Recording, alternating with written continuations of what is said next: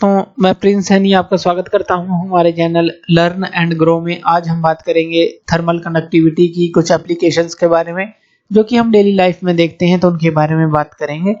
तो thermal conductivity है क्या? थर्मल कंडक्टिविटी होती है, जैसे हमने इसका एक एग्जांपल लिया था, जैसे इलेक्ट्रिकल कंडक्टिविटी होती है। कुछ जो कंडक्टर होते हैं वो गुड कंडक्टर होते हैं और कुछ जो होते हैं वो बैड कंडक्टर होते हैं इलेक्ट्रिसिटी के। इसी तरह से थर्मल कंडक्टिविटी भी वही चीज है जो हीट को अच्छी तरह से अपने अंदर से पास होने देते हैं, हीट को अच्छी तरह से ट्रांसमिट करते हैं, तो वो तो गुड कंडक्टर होते हैं। और जो हीट को रिस्ट्रिक्ट करते हैं, उसको पास नहीं होने देते, वो हमारे बैड कंडक्टर होते हैं, या कहें कि कम मात्रा में पास होने देते हैं, तो वो थर्मल कंडक्टिविटी हमारी उससे रिलेट करती है। तो ज्यादा थर्मल कंडक्टिविटी मतलब कि ज्यादा अच्छा वो गुड कंडक्टर है। कम थर्मल कंडक्टिव मतलब क्या है कि वो बैड कंडक्टर है। जितनी कम होती है वो चली जाएगी, वो उतना ही कम या कहें कि बैड कंडक्टर होता चला जाएगा थर्मल कंडक्टिविटी का, यानी कि हीट को अपने अंदर से वो पास नहीं होने देगा।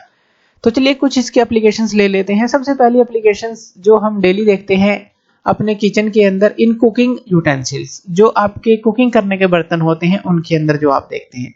अब देखिए, जब भी आप कुकिंग करते हैं तो वहां पर जो गैस की फ्लेम के ऊपर, जैसे मान लीजिए ये कोई यूटेंसिल है, ये कोई बर्तन है, जब आप गैस की फ्लेम पे उसको रखते हैं तो आगे का ये जो पार्ट है ये हॉट हो जाता है, जो कि हमने यहाँ पे रेड कलर के अंदर दिखाया है। ये जो पार्ट है तो ये हॉट हो जाता है। क्यों? क्योंकि ये डायरेक्टली कॉन्टेक्ट में रहता है हीट के। अब जो पीछे के हैंडल होते हैं, जो पकड़ने के हैंडल होते हैं, वो हमेशा वुड के बनाए जाते हैं या फिर वो प्लास्टिक के बनाए जाते हैं, क्योंकि वुड और जो प्लास्टिक है वो बैड कंडक्टर है, या कहें कि जो थर्मल कंडक्टिविटी के जो अगर हम बात करें वो बैड कंडक्टर है, जिसके कारण से हीट इनके अंदर ट्रांसफर नहीं होती, या कहें कि बहुत कम मात्रा में ट्रांसफर होती है। तो इसलिए प्लास्टिक और वुड के ये हैंडल बनाए जाते हैं ताकि जो ऑपरेटर है, जो इस बर्तन को पकड़ रहा है, उसके हाथ पर कोई बर्निंग ना हो, तो इसीलिए ये हैंडल बनाए जाते हैं। तो यहाँ पर थर्मल कंडक्टिविटी का रोल देखा जाता है, तभी तो ये हैंडल चूज किए जाते हैं। अगर ये मेटल का ही हैंडल रहता तो ये जो है हाथ को बर्न कर सकता है, और हाथ जितनी यहाँ पे ये गर्म होता जाएगा, उसको हीट को ये कंडक्शन के थ्रू ट्रांसमिट करता रहेगा और हाथ के अंदर बर्निंग होना स्टार्ट हो जाएगी। तो इसलिए थर्मल कंडक्टिविटी का हमें पता है, तभी तो हमने बैड कंडक्टर ऑफ हीट को चुना है और वुड या प्लास्टिक का यहाँ पे यूज किया गया है। तो पहले एप्लीकेशन तो यही है। दूसरी एप्लीकेशन जो है आइस बैग्स के अंदर आप देख सकते हैं, सॉडस्ट के अंदर देख सकते हैं। आइस बैग, सॉडस्ट, ये क्या चीज है? जैसे आइस बैग्स होते हैं जो बर्फ को रखने के काम आते हैं, जिनके अंदर जो है बर्फ पिघलती नहीं है काफी देर तक। इसी तरह से सॉडस्ट होती है जो वुड होती है, जब वुड के ऊपर कोई भी कारपेंटर काम करता है तो वहां से जो डस्ट निकलती है उसको सॉडस्ट बोलते हैं। इसी तरह से गनी बैग्स जैसे कि बोरियां होती हैं, तो वो चीज होगी। अगर इनके बीच में आप आइस को रखते हैं तो वो काफी लंबे समय तक पिघलती नहीं है। ऐसा क्यों होता है? क्योंकि यहाँ पर जो है, यहाँ पर रोल आता है एयर का। यहाँ पर एयर ट्रैप होती है। जैसे अगर सॉडस्ट की बात करें तो सॉडस्ट के छोटे छोटे पार्टिकल एक पाउडर फॉर्म में है, जो हमारा लकड़ी से निकलता है, तो वो जो है हमारा सॉडस्ट होता है। तो एयर उसके बीच में ट्रैप होती है। जैसे गनी बैग्स हैं, उसके बीच में भी छोटे छोटे होल होते हैं, जो बोरियां आपने देखी होंगी, छोटे छोटे होल होते हैं, तो वहां पे भी एयर ट्रैप्ड होती है। अब एयर क्या है? ये बैड कंडक्टर होती है। किसका? हीट को ट्रांसफर करने के अंदर। तो ये बैड कंडक्टर है, यानी कि हीट को ट्रांसमिट नहीं होने देती।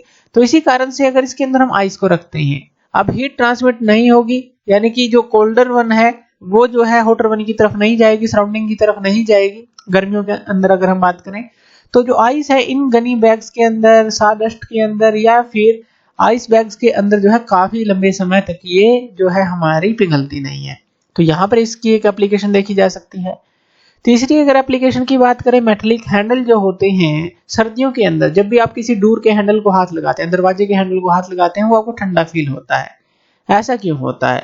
अब देखिए, मान लीजिए ये डोर है और ये इसका हैंडल है।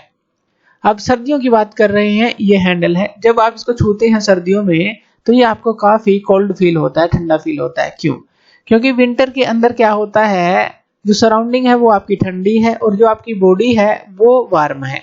तो बॉडी वार्म है और सराउंडिंग जो है ठंडी है, तो वार्म से जो है हमारी कोल्डर वन की तरफ, यानी कि जब भी आप उसको छुएंगे तो हीट ट्रांसमिट एकदम से होगी। आपको लगेगा कि एक तरह की आपको एनर्जी निकलती हुई दिख रही है, गर्म गर्म जो एनर्जी है कोल्डर वन की तरफ जा रही है। तो वहां से हमें जो हाई टेम्परेचर से यानी कि लो टेम्परेचर की तरफ जा रही है, तो इसीलिए ये जो है हमें कोल्ड महसूस होता है। इस तरह से जब भी हमें कोई चीज कोल्ड महसूस होती है तो यही उसका कारण होता है कि हमारी बॉडी से वो हीट ले रही है, एक तरह से आप ऐसा कह सकते हैं, तो वो चीज हमें ठंडी लगती है। इसी तरह से कोई थिनर है, अगर आपकी पाम के ऊपर, हाथ के ऊपर अगर आप उसको गिराते हैं तो हथेली के ऊपर, तो क्या होता है, आपको ठंडा फील होता है, क्योंकि वो जो है वहां से एनर्जी लिबरेट कर रही होती है एक तरह से, तो इसीलिए वो जो है ठंडा फील होता है।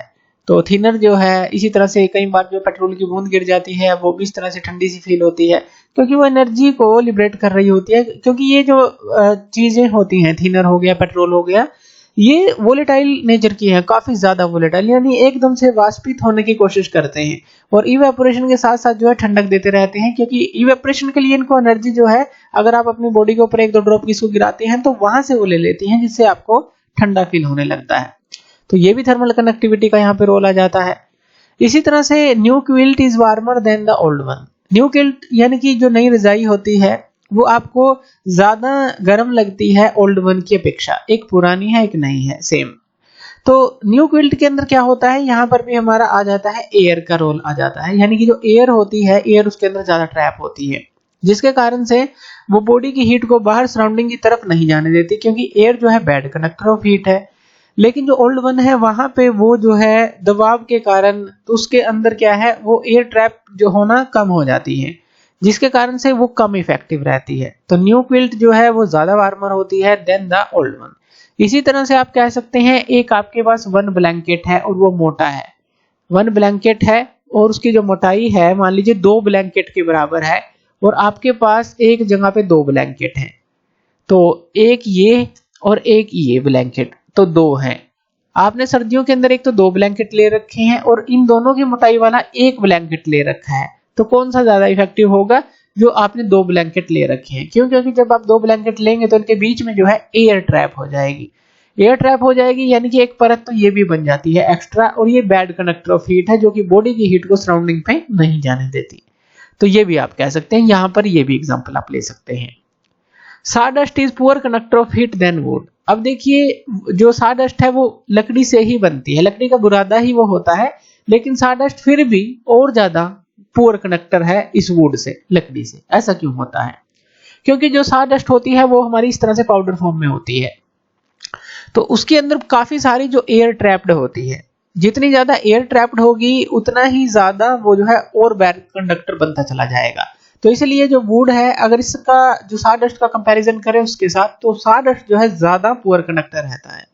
इसी तरह से जो एस्किमोज हाउस होते हैं, एस्किमोज हाउसेस कौन से होते हैं, जो बर्फीले इलाकों में रहते हैं, बर्फ के घर बनाते हैं, आपने देखा होगा। तो वो जो हाउसेस होते हैं, उन हाउसेस के अंदर अगर आप देखें तो डबल वॉल जो है आइस के ब्लॉक्स की बनी होती है, या कहें कि जो स्नो होती है उसको कॉम्पैक्ट करके बनाया जाता है। तो यहाँ पर भी जो रोल आ जाता है, जो इन ब्लॉक्स के अंदर एयर ट्रैप्ड कहा जाता है, यानी कि वहां पर भी जो वो ब्लॉक्स बनते हैं उनके अंदर एयर ट्रैप्ड रहती है। वो उस तरह की आइस की बनाई जाती है जिनको कंप्रेस करके, जैसे कि मान लीजिए आप हाथों के अंदर एक बर्फ का गोला बनाते हैं, उस तरह से बनाए जाते हैं वो ब्लॉक, जिससे उनके अंदर काफी ज्यादा एयर ट्रैप्ड रहती है, और अंदर रहने वाले जो भी इसके अंदर ह्यूमन बीइंग है, उनकी जो बॉडी से हीट निकलती है वो अंदर ही रहती है, क्योंकि एयर जो है बैड कंडक्टर ऑफ हीट है और वो उसको सराउंडिंग में नहीं जाने देती। तो इस तरह से वो अपने आप को वहां पे वार्म रखते हैं। तो इस तरह से जो एस्किमोज हाउस हैं, अगर हम उनको देखें तो वहां पर एयर इनक्लोज्ड रहती है बिटवीन द डबल वॉल्ड जो हमारे आइस के ब्लॉक्स होते हैं उनके बीच में, जो कि ट्रांसमिशन ऑफ हीट जो है रोकते हैं। तो इस तरह से ये जो ब्लॉक ऑफ आइस जो है, double walled houses of the blocks के बने होते हैं, ब्लॉक्स ऑफ आइस के, तो इस तरह से एयर ट्रैप होती है और थर्मल कंडक्टिविटी का वहां पर रोल आता है। तो ये हमारी सारी जो है हमने देखी कुछ जो एप्लीकेशन है, और भी बहुत सारी एप्लीकेशंस आप थर्मल कंडक्टिविटी की देख सकते हैं। तो थैंक यू वीडियो देखने के लिए, और इसी तरह की वीडियोस के लिए आप हमारे चैनल लर्न एंड ग्रो पे हमें सब्सक्राइब कर सकते हैं। धन्यवाद।